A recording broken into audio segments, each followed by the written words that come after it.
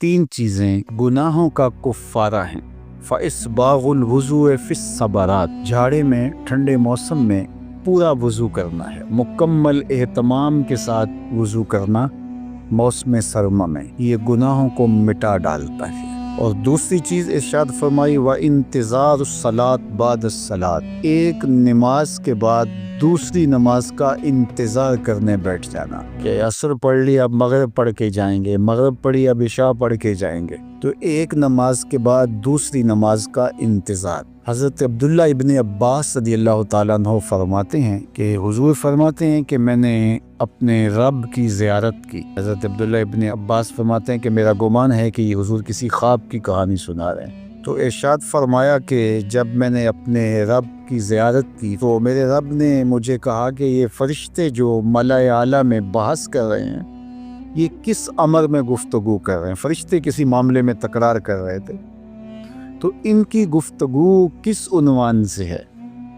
تو میں نے کہا کہ مالک تو بہتر جانتا ہے، مجھے معلوم نہیں ہے۔ تو اللہ نے اپنا دست قدرت میرے دو کندھوں کے درمیان رکھا اور اس کی ٹھنڈک میں نے سینے میں محسوس کی۔ فَتَجَلَّ لِي كُلُّ شَيْءٍ وَعَرَفْتُ، ہر شے میرے سامنے روشن ہو گئی اور میں نے ہر شے کو دیکھ بھی لیا اور پہچان بھی لیا۔ تو پھر میرے رب نے کہا کہ اب بتاؤ، تو ظاہر ہے اس کا دست قدرت میرے دو کندھوں کے درمیان آیا اور ہر شے میرے سامنے آ گئی۔ تو میں نے عرض کی یا اللہ، یہ کفارات اور درجات کے بارے میں آپس میں بحث کر رہے ہیں، اور وہ کفارات کیا ہے؟ المقصو فی المساجد بعد الصلاۃ، نماز کے بعد مسجدوں میں رک جانا کہ دوسری نماز پڑھ کے جائیں گے۔ اس پر فرشتے ملائے اعلیٰ میں، عالم بالا میں بیٹھ کے گفتگو کر رہے ہیں۔ اللہ اکبر، یہ کتنا بڑا عمل ہے کہ جس پر فرشتے کہہ رہے ہیں بلے بلے، کیسے وہ لوگ ہیں جو ایک نماز کے بعد دوسری نماز کے لیے رک جاتے ہیں۔ اور ایک حدیث پاک میں آتا ہے صحیح بخاری میں، 7 اشخاص ایسے ہیں قیامت کے دن کڑکتی دھوپ میں جب کوئی سایہ نہیں ہوگا اللہ انہیں اپنے عرش کا ٹھنڈا سایہ عطا فرمائے۔ ان میں سے ایک وہ آدمی جس کا دل مسجدوں کے ساتھ جڑا ہوا ہے، مسجد کی حاضری اسے بہت پسند ہے۔ دوسرا والمشیو علی الاقدام الی الجماعات، جماعات کے لیے، فرض نمازوں کے لیے مسجد کی طرف چل کے پیدل جانا۔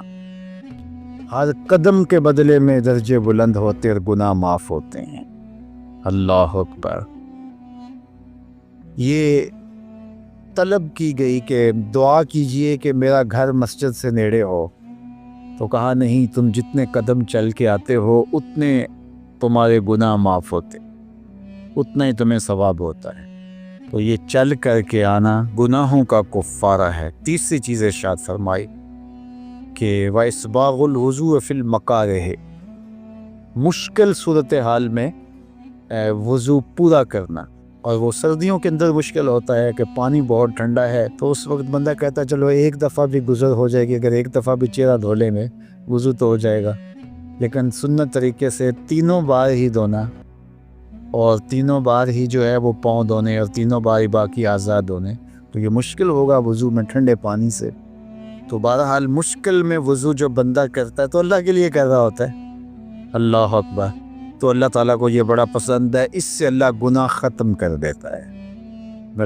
تو یہ 3 چیزیں کفارات میں سے ہیں، یہ گناہوں کو مٹانے والی چیزیں، 3 چیزیں منجیات ہیں، نجات دینے والی ہیں۔ تو اس لیے اللہ کے محبوب نے فرمایا 3 چیزیں نجات دینے والی، ان میں سے پہلی چیز کا ذکر کیا، غصے کی حالت کے اندر اور رضا کی حالت کے اندر عدل کے تقاضوں کو پورا کرنا۔ اللہ اکبر۔ والقصد فی الفقر والغنا، دوسری چیز فقر میں اور غنا میں، خوشحالی میں، آسودگی میں اور غربت میں، دونوں حالتوں کے اندر میانہ روی سے چلنا۔ یہ نہیں ہے کہ آپ کے پاس پیسے زیادہ آ گئے تو فضول خرچ بن جائیں، اور اگر جو ہے وہ حالات تھوڑے سے تنگ ہوئے ہیں تو بالکل ہی بخل کریں، دونوں حالتوں کے اندر میاں روی کے ساتھ چلنے والا کبھی کنگال نہیں ہوتا۔ اللہ اکبر۔ والذین اذا انفقوا لم یسرفوا ولم یقتروا وکان بین ذلک قواما۔ فرمایا کہ وہ لوگ جب خرچ کرتے ہیں نہ تو فضول خرچی کرتے ہیں اور نہ ہی وہ بخل کرتے ہیں، بلکہ جو درمیان والا راستہ ہے اس راستے کو اختیار کرتے ہیں۔ تو درمیانی راستہ چلنے والا ہی سرخرو، کامیاب اور بامراد ہوتا ہے۔ اس لیے دونوں صورتوں کے اندر ارشاد فرمایا کہ میانہ روی کرنا۔ وخشیت اللہ فی السر والعلانیہ، اعلانیہ بھی اور مخفی بھی، دونوں حالتوں میں اللہ سے ڈرنا، یہ نجات دینے والی چیز ہے۔ جو لوگوں کے سامنے اللہ سے ڈرتا ہے اور مخفی جگہ پر جا کر کے اللہ سے نہیں ڈرتا، تو وہ اعلانیہ طور پہ ریاکاری کر رہا ہے، اللہ سے نہیں ڈرتا۔ تو مخفی طور پہ بھی اللہ سے ڈرے اور اعلانیہ طور پہ بھی اللہ سے ڈرے۔ ان الذین یخشون ربہم بالغیب لہم مغفرۃ واجر کبیر۔ جو اللہ تعالیٰ سے بن دیکھے ڈرتے ہیں، اللہ جل شانہ نے ان کے لیے مغفرت بھی رکھی ہے اور بہت بڑا اجر بھی رکھا ہے۔ اور وہی حدیث جو میں نے آپ کے سامنے رکھی کہ 7 اشخاص قیامت کے دن عرش الہی کے سائے تلے ہوں گے، ان میں سے جو 7واں شخص ہے اس کا ذکر حضور نے ارشاد فرمایا، وَرَجُلٌ ذَكَرَ اللَّهَ خَالِيًا فَفَاضَتْ عَيْنَاهُ۔ وہ شخص جو تنہائی میں بیٹھا اور اللہ کو یاد کرنے لگا اور اس کی آنکھیں آنسوؤں کا خراج دینے لگی، اللہ کے خوف سے اس کی آنکھوں سے آنسو ٹپکنے لگے، تو فرمایا قیامت کے دن جب کوئی سایہ نہیں ہوگا، اللہ اس شخص کو اپنے عرش کا ٹھنڈا سایہ عطا فرمائے۔ تو لوگوں کے سامنے آنسو بہانا اور تنہائی کے اندر آنکھوں کو نوری نصیب نہ ہو، تو یہ ریاکاری ہے۔ اور ریاکاری تو ایک ایسا جرم ہے، ایک ایسا گناہ ہے جس کو شرک اصغر کہا گیا ہے۔ کسی گناہ کو شرک نہیں کہا گیا سوائے ریاکاری، تو ریاکاری کو شرک اصغر کہا گیا ہے۔ تو اعلانیہ طور پہ بھی اللہ سے ڈرو اور مخفی طور پہ بھی اللہ سے ڈرو، لیکن اگر خلوت اور جلوت میں فرق ہے تو یہ بدترین صورتحال ہے۔ یہ محبت جو رب سے ہے، ہماری محبت، اس میں شکوے کی، شکایت کی گنجائش ہی نہیں ہے۔ یہ محبت رضا سے پروان چڑھتی ہے اور بندہ تسلیم اور رضا کے دائرے میں آگے بڑھتا ہے اور اللہ کی محبت کا نور پاتا ہے۔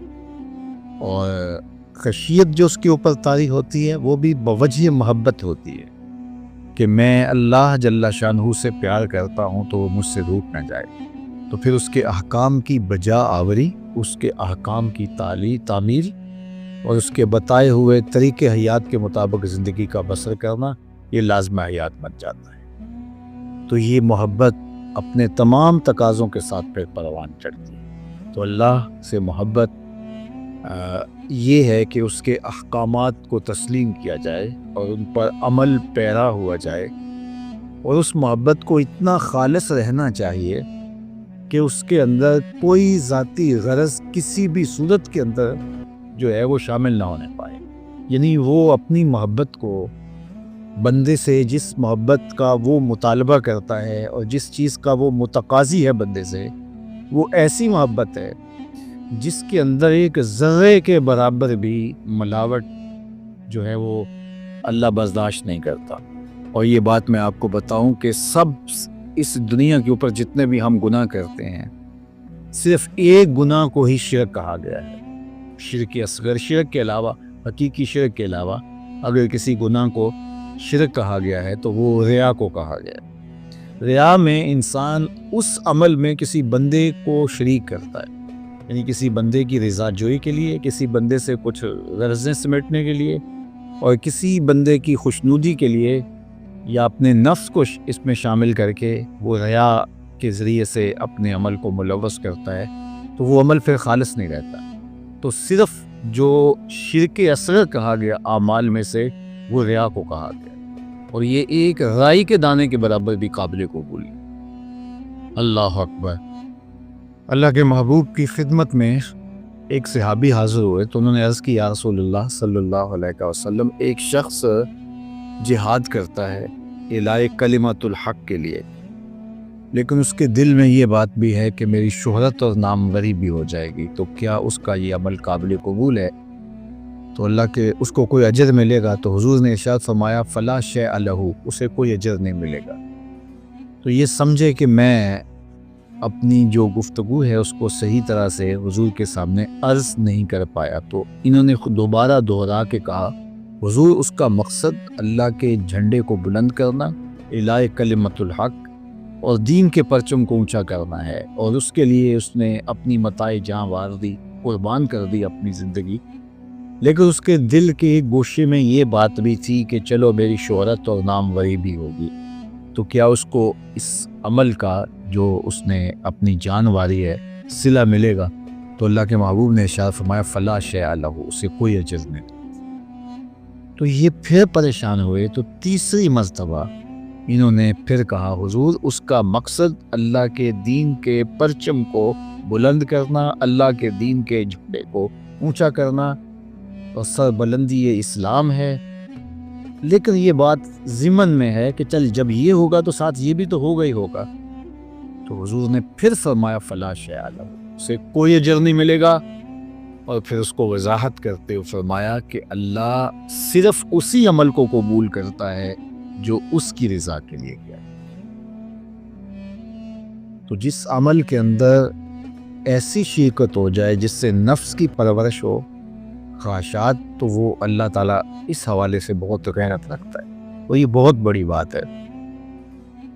آپ بتائیے کہ سب سے برا عمل کیا ہے؟ جہنم میں ایک وادی ہے، حدیث پاک میں آتا ہے کہ وہ اتنا عذاب ہے اس وادی کے اندر کہ ایک دن میں 600 مرتبہ جہنم بھی اس وادی سے پناہ طلب کرے، پناہ مانگتی اللہ مجھے اس وادی سے بچا۔ 600 مرتبہ ایک دن میں جہنم اللہ سے عرض کرتی ہے مالک مجھے اس حصے سے بچا کے رکھنا، 600 مرتبہ ایک دن میں۔ تو صحابہ نے عرض کی یا رسول اللہ صلی اللہ علیہ وآلہ وسلم اس وادی میں کون لوگ ڈالے جائیں؟ تو اللہ کے محبوب علیہ السلام نے فرمایا القراء المراؤون، وہ قراء جو ریاکاری کرتے وہ اس وادی کے اندر ڈالے جائیں۔ تو اب اللہ کیا چاہتا ہے ہم سے؟ اللہ چاہتا ہے میرا بندہ میرا ہی ہو اور اس کے اندر غیر کی شرکت نہ ہو۔ یار ایک عورت نہیں چاہتی کہ میرے سے محبت کرنے والا وہ شوہر ہے یا اس کی ناجائز محبت بھی ہو، وہ یہ گوارا نہیں کرتی کہ اس کے اندر کسی کی معمولی سی شائبہ بھی جو ہے وہ غیر کی شرکت کا ہو۔ ایک مرد نہیں چاہتا، وہ جس سے محبت کرتا ہے تو وہ نہیں چاہتا کہ اس میں شائبہ غیر کا ہو۔ تو جو سب سے زیادہ غیرت والا نہیں، اغیر سب سے زیادہ غیرت کرنے والا ہے، تو وہ کس طرح گوارا کرے گا کہ نفس شامل ہو، خواہشات شامل ہوں اور کوئی اور شامل ہو؟ قیامت کے دن جو لوگ ریاکاری کرتے رہے تو اللہ تعالیٰ ان کو بلائے گا اور وہ کہیں گے کہ مالک ہمارے عمل کی جزا، تو اللہ فرمائے گا ان سے لو جن کے لیے کرتے رہے، اور یہ وہ انتہائی ذلت ہوگی اس نے اٹھانی پڑے گی۔ تو محبت کا تقاضا پھر محبت کا خالص ہونا ہے، اور خالص للہ محبت ہی مقبول ہے، اور جو خالص للہ نہیں ہے وہ مردود ہے۔ تو اس لیے تھوڑی محبت ہو، وہ آہستہ آہستہ پروان چڑھ جائے، لیکن ہو خالص۔ تو یہ ہمارے دین کا، ہمارے رب کا، ہماری شریعت کا ہم سے تقاضا ہے۔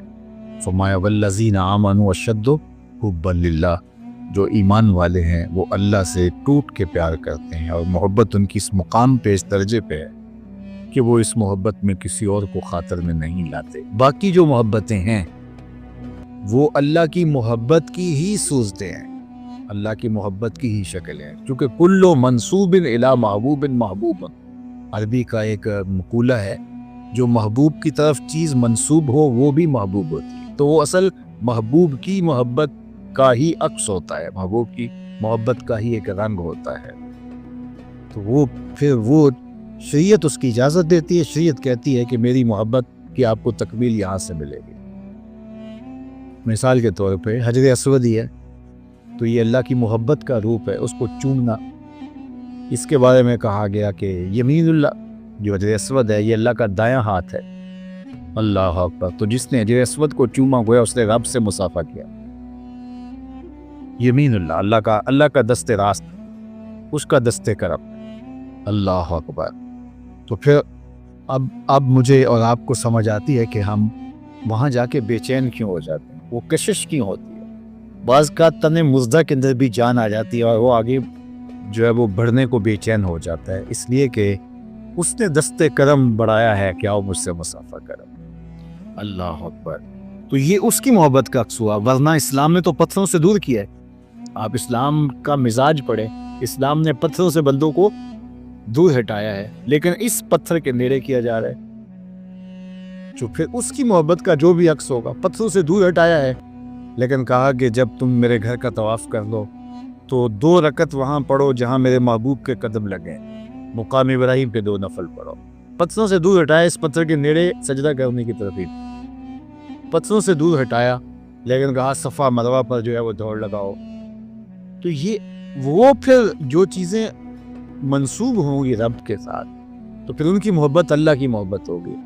تو یاد اس کے ساتھ ایک پتھر منسوب ہو جائے تو اس کی محبت اللہ کی محبت ہے، اور حضرت خلیل اللہ کے قدم لگ جائیں تو وہ اس کی محبت اللہ کی محبت ہے، حضرت ہاجرہ کے قدم لگ جائیں تو اس پتھر کی محبت اللہ کی محبت کا عکس اور جمال ہے، تو پھر رسول اللہ کی محبت اللہ کی محبت کا رنگ کیوں نہیں ہوگی؟